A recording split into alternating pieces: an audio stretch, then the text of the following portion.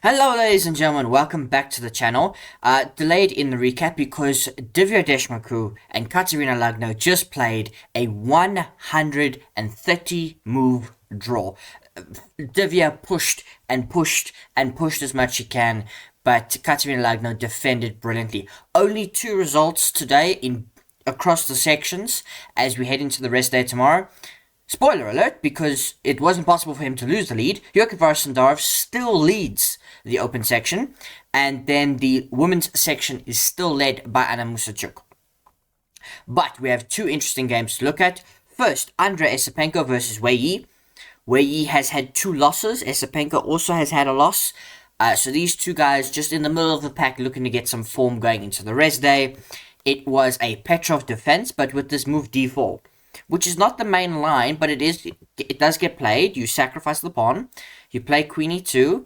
There's d5, and now we take back on e5, so not too much of a sacrifice. Bishop e7, f3, the knight goes back to d6. Now we play knight to c3, the knight comes out to f5, queen f2. No games in my database, currently speaking. You can see Wei Yi definitely was not expecting this from Esipenko. He's already spent half an hour and it's move 8. And he's about to make his 8th move. He's short castle, so now over half an hour used. But it's a level position. Black is more than equalized. So Esipenko obviously has some sort of idea. We get bishop to f4, now f6, which kicks the knight out the way, back to d3. And now we play knight to c6. Black has got a very clear target. White king is still in the center. You can play long castles, but you'll be hanging that. So what do? So we bring the knight back. Knight to e2. We're defending this as much as we can. But what about this? What about this problem? And this has two problems that you have to solve. So we take the knight. Bishop takes is a check. c3. Bishop comes back. I offer the exchange. And you say no. Here Esipenko plays bishop d2 and it's a huge mistake. I do not understand why this move, long castles, was not played. I don't understand it. Long castles is the best move, and it's the move that makes the most sense, other than taking the bishop. Which results in queen d6, and then you can try for g4, or you can just play long castles. Like, I don't get it. I don't get why long castles wasn't played. Because by playing bishop d2, now I play queen e8. And you have a problem. You might say, wait, what's the threat? Why can't I play long castles now?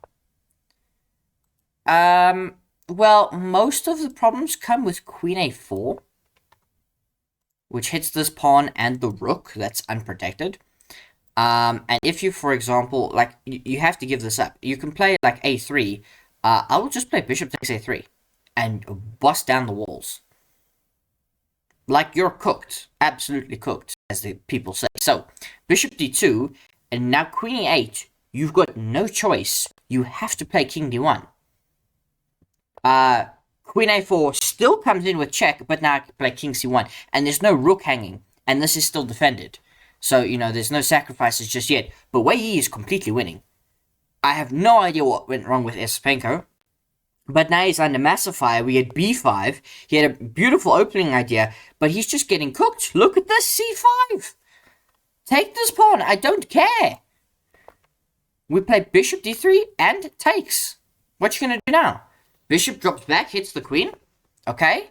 Queen a6. Wei Yi's just crashing down, and Esipenko takes bishop d7. King b1. This rook on a1 is never moving. It's never seeing the light of day. Rook ac8.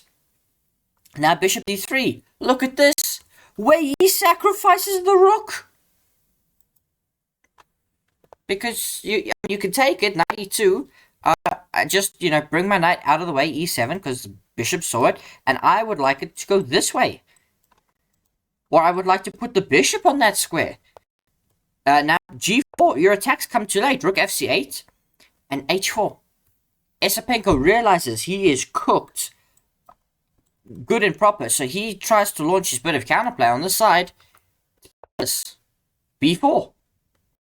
Now you play b3, that's cute. Bishop b5. Now what? Oh, you take my rook. You take my rook that I've just left there hanging for 5 moves. So that's fine. Bishop takes. You drop the bishop back. You might argue, wait, why are you not taking the bishop? Why aren't you taking the bishop? Queen takes c4 is like... Because I'm threatening mate. So you play rook c1. And now there's like, at minimum, queen d3 check, which forces king b2. And, you know, I've got like queen a3 and, you know, back. And, yeah, I can go queen d3 again, but I can just play, like, rook e8 even is fine. No, sorry, what? Rook c4. What?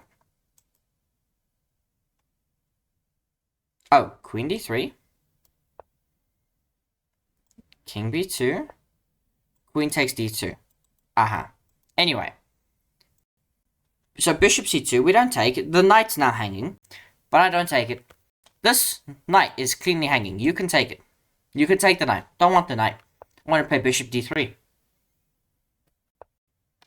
Bishop c3, the final mistake. Takes. Knight comes back. Check. And Wei Yi wins, because it's mate. Mate in 7. Esipenko blown away. Absolutely blown away by Wei Yi. He came with an interesting idea, but it didn't matter in the end. It did not matter. And then we go to the only result of the women's section. Vaishali Rameshbabu versus Zhongyi. This was a barn burner of a game between the two of them. It was a Pirt defense, or Pirt defense, depending on how you pronounce it, with knight f6 and bishop d3, e5, c3, knight bd7, bishop c2, b6, knight e2, bishop b7, knight d2, g6, castles, bishop g7. We played f4, so very similar in style to like King's Indian if you've played them before, but the light squared bishop operating on this diagonal instead of out this way. So some of the ideas carry over. Now bishop a6, rook f3. Very interesting move. Zhongyi is more than equalized. Vaishali under a little bit of pressure. So Tan takes in the center, and we get c5. And we get e5, you know, targeting the knight, breaking the center. The knight goes back e8, which is a very typical idea in a lot of these structures to open up the bishop. And if you take, then I activate my knight like this. So we play bishop to e4 from Vaishali, rook to c8, and now rook a3. And what unfolds here is absolutely ridiculous. Zhongyi plays knight b8.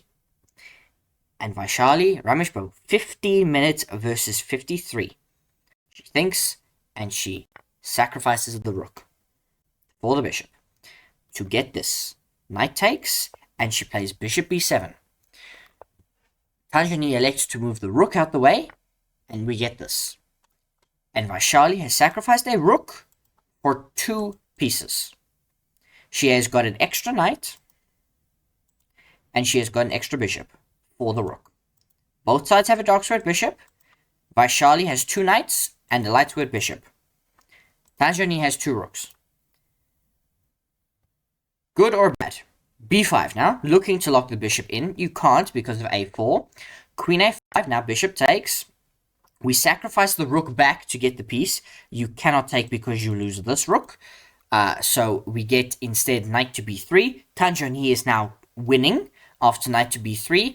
The best move, and it's difficult to tell these two moves apart, the better move is knight to c4. I can't explain to you why, because there's queen a6, and then it wants b3 to just anchor the knight in, I suppose. I suppose that's the grand idea. But then you are fully allowing like just rook b8. So I don't know. Anyway, knight b3 is what's played. Zhongyi just takes the knight, queen takes. So now the material balance has been restored. We've got 2 pieces rook, queen on both sides. But Vaishali is up a pawn. However, that might be very difficult to defend because there are several white pawns in the line of fire. We take first on c4. And Vaishali takes back. He takes d6. Zhongyi is once again completely winning. Check. Knight drops back. And here you can just play like knight takes d6.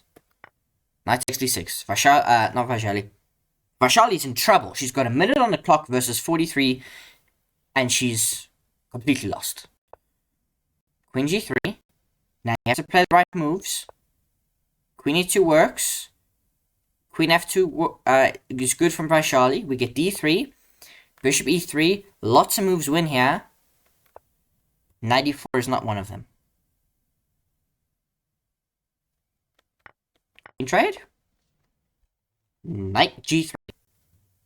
That pawn is going to die. Rook comes. I just take, and bring the king. King to f2. You can pick this up. I bring my rook over. And this endgame should be a draw. Should be. How does a grandmaster blunder this position? Well, there are bishops on the board.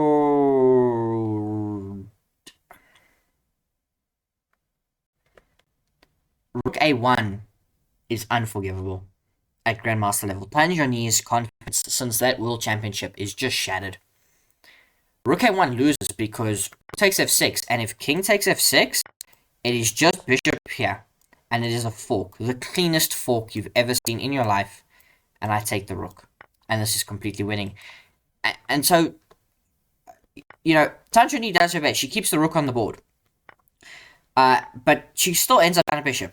Like here, she has the opportunity to like play rook h1, to try and play rook h1. And then there would be, you know, for example, rook a6. And she could take here and lose this and try and hold this position. Instead, she trades off the rooks. So we get this check and she just trades off the rooks. Maybe she thought she could hold this position and make it very difficult for Vaishali. But how do you break through? Like, it takes Vaishali time, a couple more moves, but it's completely winning the whole time. And bishop e6 just confirms it. Because the thing is, my bishop constantly monitors this. My king gets in, wins these two pawns, gets out the way, and this pawn promotes. The most you win is this. And so Vaishali Rameshbabu, I believe, picks up back-to-back victories, if I'm not mistaken. Vaishali Rameshbabu, no, she lost yesterday against Zhongyi. No, she defeats Katerina Lagno and she defeats Zhongyi in back-to-back rounds. She is having a great resurgence and has moved to near the top of the standings. And so, come the rest day, everything is very interesting, ladies and gentlemen. Let me know what you think about it in the comments down below.